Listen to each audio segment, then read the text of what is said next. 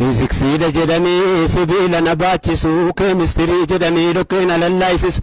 baayoloojii jedhanii raammoo na funaansisu histiriidha jedhanii du'aa na lakkoofsisu ani maaliin godharee tabbaan kan koo gabaree teessabbaa kol na kare.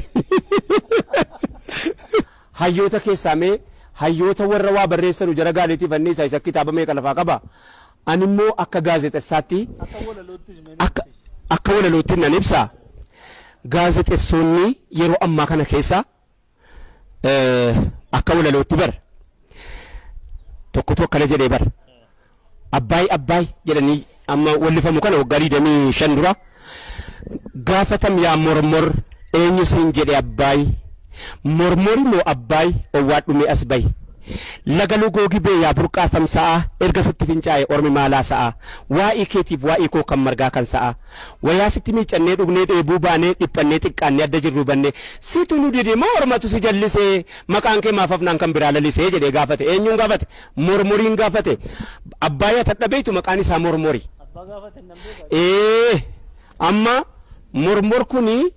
maqaan mataa fudhatee bade nu jalaa jechuudha. Kun asitti si fagan waa'ee afaan yaasaarti kaleessa dhabamuun kan kee sin dhabamsiifne dhiira waa jettee dabarsite jirti waan taatiif jecha keessa barbaadde argachuun qooda keeti gumaata keeti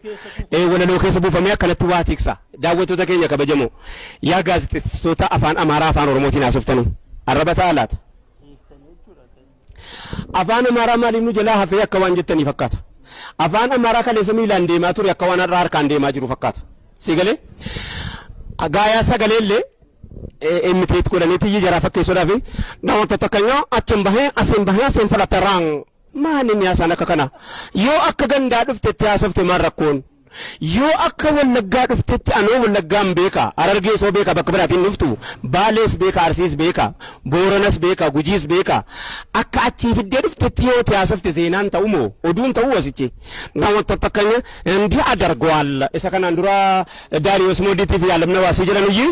በዚህ ወጣ በዚህ ወርዶ እንደዚህ ነዘ ተከስቷል isa jedhamu kana fuudhaniit ይይ namoota tokkonyaa